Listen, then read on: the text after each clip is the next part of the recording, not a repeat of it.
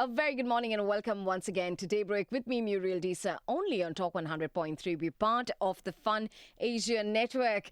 Now, if you have been listening to me, you know exactly what we're going to be getting into. This is yet another episode of health, wellness, and practical medical insights. Now, if you've lived in the UAE for more than few months, chances are that you've noticed a few extra strands in your hairbrush or down the shower drain, and you're probably wondering, is it the desalinated water? Is it the heat? Or is it just me? Or is it the diet even? Today we are diving deep into the root causes of hair loss, home remedies versus clinical treatments, and when is it the right time to see an expert? Joining us is Dr. Rakhe Jayamohanan, a specialist dermatologist at NMC Healthcare. And speaking of NMC Healthcare, we have some fantastic news for our listeners in Sharjah. NMC Healthcare has opened its newest clinics in Muella, Sharjah NMC Medical Centre, Safari Mall, conveniently located on the first floor of Safari Mall, Muella, Sharjah. So if you have been putting off a checkup, world-class dermatological care is now right around the corner. Dr. Rakhe, welcome to the show. Thank you so much for having me. Well, thank you for taking time out and having this quick chat with us. Now, let's delve into the so important discussion around hair fall. Why does everyone in the UAE seem to struggle with hair fall, including me? Is it the water? Is it the food we eat? And how big a problem is it really?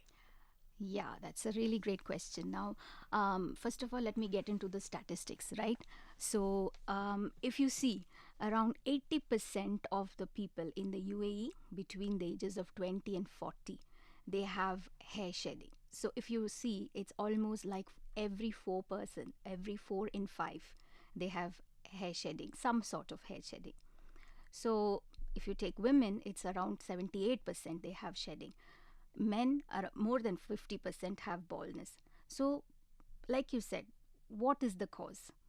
It's not really that simple. It's just not just one cause. And like how many people believe it is just water. So you can't say it is just the water. Of course, when you talk about the water, it has been, it's desalinated water. Some amount of the water, it has some amount of minerals like calcium, magnesium. These things, they form a kind of a thick coating around your hair. Right. That can make it brittle, of course, but that doesn't get into the root, so it can make the hair break, but never the root. Hair fall from the root has an entirely different cause, set of causes, in fact. Right. Now, this is very interesting, Dr. Rakhe, that you've actually mentioned this, because now I'm thinking, how does hair loss, differ between men, children, and women? Because, of course, when we're talking about women, we're talking about postpartum, the ones that have gone through pregnancy. And during pregnancy, I remember having a full head. And after pregnancy, I remember almost having nothing to zero, and I could count the strands in my head. Exactly. Now, that can put a different set of depression. And believe you me, I think hair and the way you look, your appearance matters. So how does this differ from a child to an grown-up adult, whether it is a man or a woman? Yes, definitely. So it does vary a bit. When you talk about men, mostly they have male pattern baldness, which is we call it balding. Okay, so that is more than, like I mentioned, more than 50% they have balding. And there are other causes as well. In females, of course, they have majority of them, like you mentioned, during pregnancy. They have something called diffuse shedding. So you get up in the morning, you find a lot of hair on your pillow, or you brush your hair and you find a clump of hair on your brush. These are all very depressing for the females. So they literally come to me anxious and worried, like I'm going to go bald, in a matter of days. That is the main concern that they have. And basically, when I see a patient, I tell them that, you need to check, what is the amount of hair that is going. So there is a significant amount. I ask them to count, actually. We have a test called the hair count test. We ask them to count the number of hair Is it 100, more than 100? There is a definite, number we go for. So when you talk about hair fall in women, it can be so many different causes. Women are prone to iron, anemia, low iron. Here in the UAE, particularly, we are a population that is deficient in vitamin D. It's quite an irony because it is a very sunny country, but despite that, people are vitamin D deficient. And what does that have to do with hair loss? Hair loss, see, there is, if you talk about hair, the hair growth is in cycles. There is a growth phase, there is a transition phase, and there is a shedding phase. Most of the time, about 90% of the hair is in the growth phase. So for the growing hair, you need nutrients. So these iron, calcium, vitamin D, proteins, minerals, they're all essential for hair growth. Now, interesting that you actually mentioned this, right, doctor? Because now I'm thinking, the moment you say proteins, I'm thinking about animal protein or plant-based protein, and that could, enhance the structure and the texture of your hair. But somebody who is on a vegetarian diet or that is vegan always asks this question: how do I enhance my protein if I'm not on an animal diet? So how do you turn this around, and why is it so important for us to have that amount of protein in our diets? Proteins are essential because basically hair is keratin. Keratin is a protein. So for the hair to grow, protein is essential. So the thickness, the texture, all depends on the protein. So proteins you can get in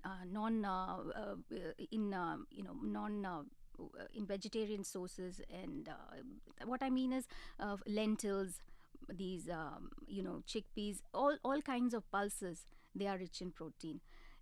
So it's not essential that you have to gain from from meat. Then, of course, when we talk about the deficiency, you need to have your supplements, because definitely you have to have your test done to assess how. What test? Blood test, of course. You need to check whether you are deficient in iron, deficient in vitamin D, what are the values. And definitely you have to check up later also, like, is it effectively treated? So you can supplement. So when the patients come to us, we definitely go for these tests, assess them properly, and then accordingly supplement. Wow. But right now we're living in a digital space, doctor, right? We are bombarded with the kind of informations, over the countertop medications and the treatments and the shampoos, you name it. It's all in front of us. There are endless hacks where oils are concerned, home remedies floating on around online as well. Now, according to you, what are those reasonable steps that we can take to protect our hair, and what are the specific warning signs that tell us, all right, enough is enough, stop with the over the countertop applications and visit a specialist right now? Right. So for your hair care, the basics, all that you can continue. For example, using a sulfate-free shampoo, using hair serums, to keep your hair, moisturized and tameable. But when you look into the proper hair, what you need to check is your hair healthy? Now, certain warning signs, if you ask me, what I tell my patients to look for is hair shedding. More than 100, a count of more than 100 to 150 is significant. Again, if you see patches of balding, where there is clear patches of loss of hair, again, that is a different condition entirely, which you must worry about. Then you should check your scalp. How is the scalp health? Is there any inflammation, any bumps, any itching? These kind of changes on the scalp is again important, which you need medical attention for. All right. And, on that note, let's talk to you about store shelves and packed that are expensive. The moment you see something that is worth 250 dirhams, 300 dirhams, 400, automatically, even me, right? I've reached out for them. Like I think minoxidil, if I'm not wrong, that is something. But it has not worked with me. Now, my perception of a brand is at how it has been valued. In your experience, in your expertise, what do you make out of conversations like that when people say, I've bought in a product worth 300, doctor, but it's not working on my head? So I always tell my patients, you more than you selecting a product, the product should choose you. Yes. How does that work? Because it depends on what you have, the condition that you are having, whether it is diffuse shedding because of the cause for hair shedding is so different and so varied. For example, you mentioned about pregnancy, postpartum, so we call it postpartum shedding. Then someone who's had COVID or some significant infection, pneumonia, is admitted in the hospital, and later, a month to 3 months later, they have diffuse shedding. Now, the most common situation that I've seen patients complaining about is, doctor, I've just recently shifted to UAE, and since then, 1 month to 3 months later, I'm having massive shedding of my hair. This way, I'm going to lose all my hair. Please help me. This is and they are, especially females, they are so anxious. They're so depressed. They will come to you. They want a quick fix. But let me tell you, of course, this is treatable, but there is no quick fix. We can say it is fixable, but you need to give it time. Why? Again, the hair cycle is important. The hair takes time to grow, and for you to see the difference, it takes time. So it takes about 3 months for the hair to begin its growth. The new hair pushes the old one out, and then for it to appear out of the scalp, it takes about 3 months, and visible changes beyond that. So using any product or any procedure just for 1 week, 2 week, 1 month is not going to give you the desired response or the desired result. But doctor, does it differ from person to person? Also, age bracket, does that differ? Now, somebody in their 40s or in their 30s, comparison to compare them to someone in their 20s, will that cycle differ? Because again, diet over here plays a huge role. Definitely. It does vary to a certain extent. Younger children, you have a different set of causes for hair fall. Children mostly have some kind of infection or alopecia areata, which is a totally different condition. Older individuals, if you are diabetic, the biological milieu itself is different, so it does vary. All right. Now, doctor, let's talk to you about shampoos, since that was on my mind. Is there a particular way I can read to know what exactly is in the shampoo? If I'm not mistaken, it has to be free from sulfate. Never understood what that was and why does that damage my hair. But because everybody's saying free from sulfate, I think I run after it. But anything in particular that I need to know? Yeah, so shampoos, we are having another talk on it on a different platform. So I think you can wait for that to come out. So I'm not going to go in deep about it. But technically, what you need to assess is your scalp and hair. Shampoos are exclusively for your scalp, and just make the lather run down your hair. You do not have to shampoo your hair. Whatever. I know No, this this is is what I'm something. thinking. I know this is something new for you. So the hair is then you condition only the tips, the lower 2/3 of the hair, never the scalp. Yeah, and then later you can use some serums or something to just keep your hair tamed. And that too, I would prefer or recommend to use it while the hair is still wet, and never, never, never comb your wet hair. Let it gently dry. Even if you're blow drying, let the air do the work or the wind, but never the heat. Oh my gosh, where were you all my life, Dr. Rakhe? I think I was doing it all wrong. But let's quickly also ask you, since you were talking about shampoos and conditioning, and there's also a concept that says you shouldn't have a head shower every single day, or you shouldn't stand under the shower straight and let the water hit your head, because that invariably means that you're adding to the weight, to the hair loss. Now, I'm not too sure whether I'm reading it right or I'm understanding it right.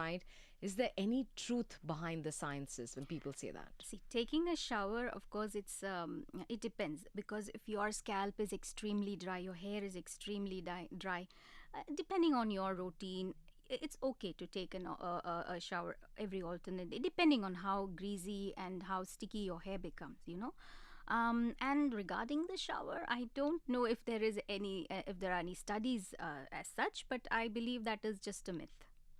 All right. And now, when a patient comes to see you at the clinic, Dr. Rakhe, what does, say, a proper medical diagnostic workup look like? If you could just paint us a picture, as for example, what tools or what tests do you recommend so that they could figure out what is wrong with them? Yeah, of course. So the consultation starts with right when the patients enter. You can see that they are very anxious, and when they start telling their story, you have to listen to the story, what they have to say. Half the diagnostic part, half the diagnosis is in the story. They will tell you what has happened during that course of, period of 3 months, 6 months, what they have been through. A stress is a major factor that does have a role in hair fall, even though it is it is ever present, it's something universal, it does have a role. So when you get talking to the patient, half the diagnosis is done, so you have an idea of what may be the cause, so you have a few ideas in your hand. Then further to the history, you get to examine, the hair.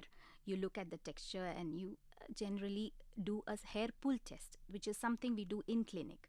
So if you find that there is more than 6 hair out of, yes, we just examine, and we just decide in clinic whether the severity of the fall, right? And then next comes the most interesting part. The patient gets to see what the problem is through you can say it is a dermatoscope or a microscope for the scalp. It can be a video recording where you get to magnify the scalp 100 times and show the patient exactly what is wrong with the scalp or the hair. Wow, that's So, really interesting. In fact, I was about to ask you, once you have, say, the diagnosis, are there any advanced clinical treatments that are available? I've been hearing time and over again about PRP, mesotherapy, or medical grade topicals as well. So, how does this really work? How do you describe medicine? Is it only application that works, or is it also, do you change their diet? Do you refer them to a dietitian, or do you have a different sort of an add-on to it? right. So if you see, the hair actually sits about 3 to 4 mm, 3 to 4 millimeter deep inside the skin. So when you apply the topicals, they hardly reach the roots. So in it's always, depending on the condition, always good to recommend these procedures, in clinic procedures, which are deeply penetrating. They target the root cause of the hair fall, like you mentioned, PRP. So PRP is one treatment that allows the hair to, it nourishes the hair. Now it's one treatment that it utilizes your own growth factors. In fact, so they help in the growth of the hair that are. You have something called miniaturization. The hair becomes thinned out, so the thickness increases. Precisely. Yeah, So, absolutely. I love how she's smiling because, with everything she's saying, I'm probably pointing out to my head. But, Doctor, quickly, we're running out of time. I just want a quick overview of this. For example, I've bought an expensive shower filter, and still my hair, I'm still seeing a lot of hair fall. Is that the shower filter is not working? Should I change it, or it's just a myth? you can keep the shower filter, don't worry. Okay, that is a good investment. But let me tell you, it is not just the water. You need a complete evaluation. You may have to check your thyroid, your vitamin D, iron, ferritin. Your iron stores are very important for hair growth. And then you have to check on your diet. So are you taking sufficient protein, sufficient carbs? Sorry, you should, it's essential that you're not taking too much of sweets.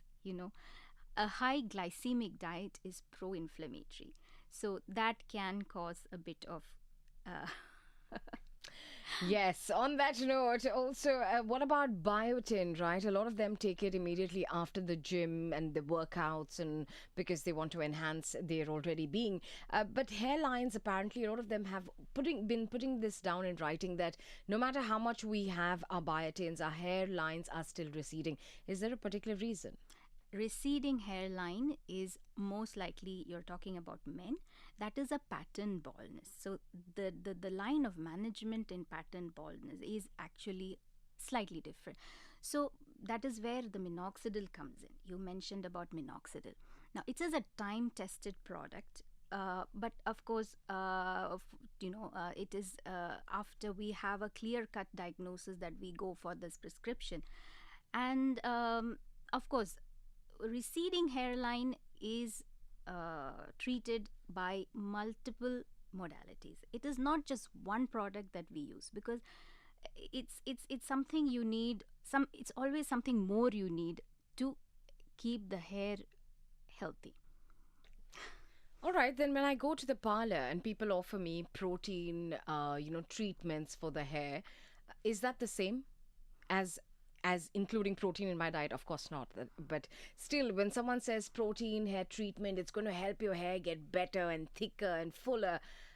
Should I go for it? Because post that, what I see is a lot of hair fall. See, that is something I can say yes or no to, because it's a personal choice, of course. Protein for hair, of course, you need something to be taken orally for hair growth, that is for its effect from the root. Then for your general texture and for your general health of your strands, maybe that does have a role. But for the roots, definitely you need nutrition. That is, you have to take it in. Dr. Rakhe, we are in summer, and summer can really have a very, very different role with your hair growth. If there is one advice that you'd like to give me and our listeners, what would that be? Definitely sun protection, sun protection, sun protection. We only use sunscreen for the face and hands and exposed, but you have to cover your hair as well. Well, Dr. Rakhe, thank you so much for breaking down the myths and giving us clear, actionable medical advice today. To our listeners, if you're struggling with hair loss, don't really waste time and money guessing with over-the-counter top products. Getting a professional diagnosis is the fastest path to real results. Now, a quick reminder that you can consult directly with Dr. Rakhe Jayamohanan at NMC's brand new facility. NMC Healthcare has opened its newest clinics in Muella, Sharjah. NMC Medical Centre, Safari Mall, conveniently located on the first floor of Safari Mall, Muella, Sharjah. Thank you, Doctor, for taking time out. Thank you so much for having me. Well, you're more than welcome. We'll continue more conversations right here. My name is Muriel Disa. You keep it locked to Talk 100.3. Be a part of the Fun Asia Network. A very good morning.